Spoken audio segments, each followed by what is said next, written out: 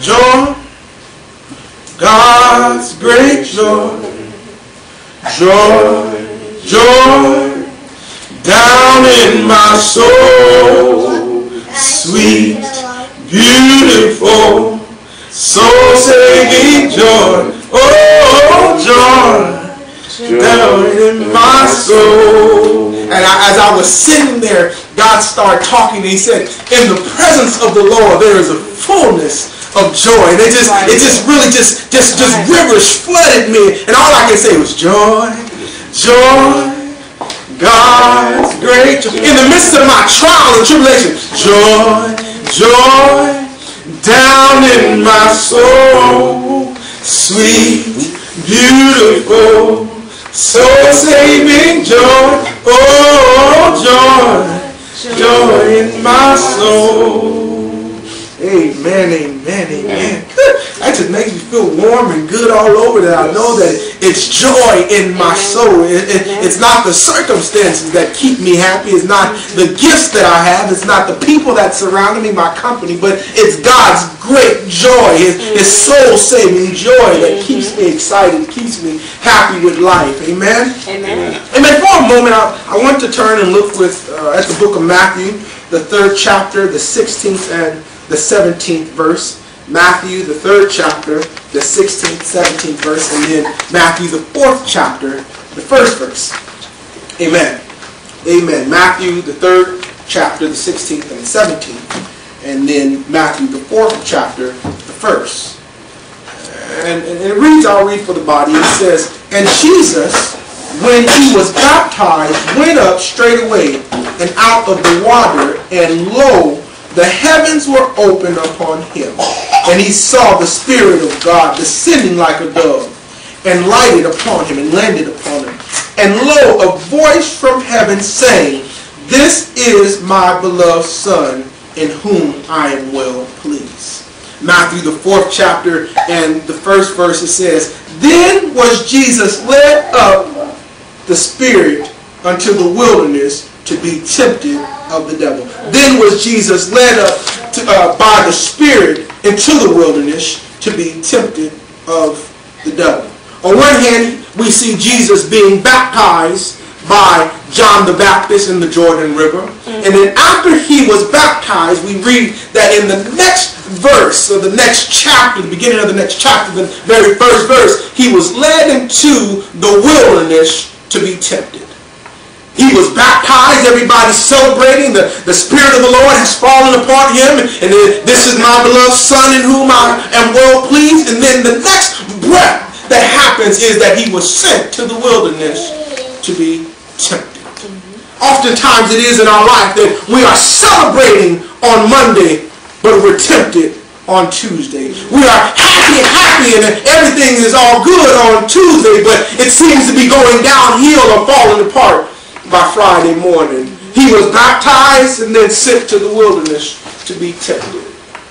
For this morning's thought, I would like to share this phrase, the shifting place. The shifting place.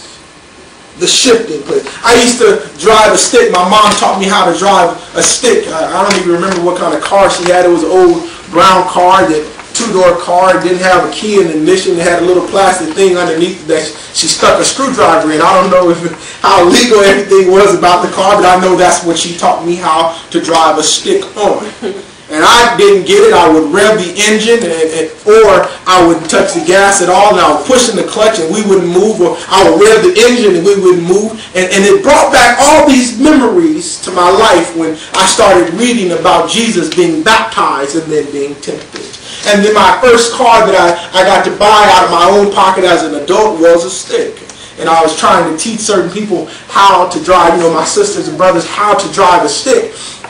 And it did not work the way I thought, because we was jerking and shaking the whole way. I thought the transmission, we were going to lose the transmission. Well, some days I thought the engine was going to blow up. The other days I was being baptized on one hand, but then I was being in the wilderness. I was being tempted. I was baptized with the favor of buying a car, but then I was tempted because I was trying to teach somebody to drive a car that they had no clue on how to operate. The shifting place. the shifting. What does it mean to be shifted? To be shifted. It means to transition from one place to the next, from one dimension to the next dimension. I want to talk about being shifted. Oftentimes we find ourselves on mountaintops and we're trying to go from mountaintop to mountaintop, and we don't understand that in order to shift, we must first go down into the valley for us to be shifted to the next particular place in our life. The shifting places can oftentimes be orchestrated by a specific time or a geographical location.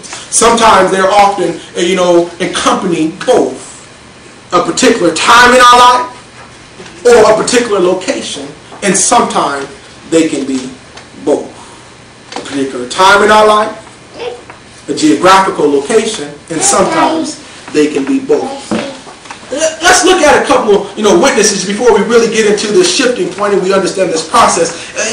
Whether we look at Moses, the Messiah of the Old Testament, he had specific times in his life that he had to be shifted. Well, what happened was that when Moses was born, the king at that time said, there's too many Israelites going on. Let's kill all the men, all the male childs, all the boys. So there was a time in life that all the Israelite boys were supposed to be killed. The time said, kill them all. So what happened is Moses' mother decides to put him in a basket and float him down the river. There's a time. Now the geographical location was the place at the end of the river who God had defined, set up for this time, for this timing to be the same time that his Pharaoh's daughter was bathing in the pool. So we find ourselves being painting a picture, if you will, of a time and a place, and the two coming together. Moses it wasn't Egypt that we were having a problem that made Moses kill that young man. It was just the time of the season that when he said, I'm seeing all these people that I have a connection with and they're being abused. So something that jumped up inside of Moses. He said, it's about time that somebody does something different. And he wound up killing a man.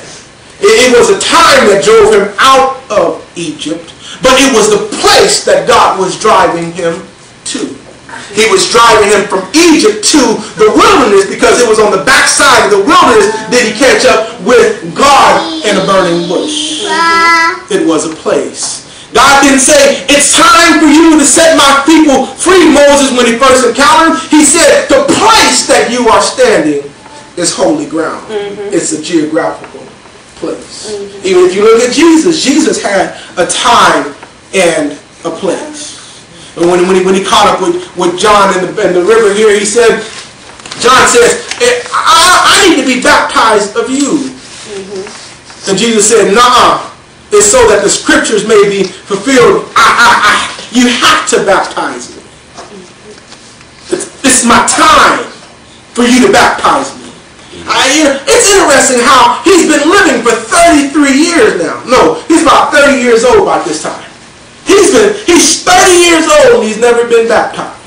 He's been teaching in synagogues. He's been traveling. He's been paying taxes. He's been doing all this stuff. He has a job. But he's just now at the age of 30 being baptized. It's my time. But the wilderness was his place to be tempted. He could have been tempted along any street that he had walked on. He could have been tempted in Bethlehem. He could have been tempted in Galilee. But this was the time that married up with the place. It is the shifting place. Oftentimes, if you have to understand about driving the stick or this transmission here, is that you have to push in the gas and the clutch at the right time. While I'm trying to move down the highway, it's all about the gas. But when it's time for me to get into another gear, I have to let go of the gas, depress the clutch to engage the engine, and slowly meet them back together so that I can move forward.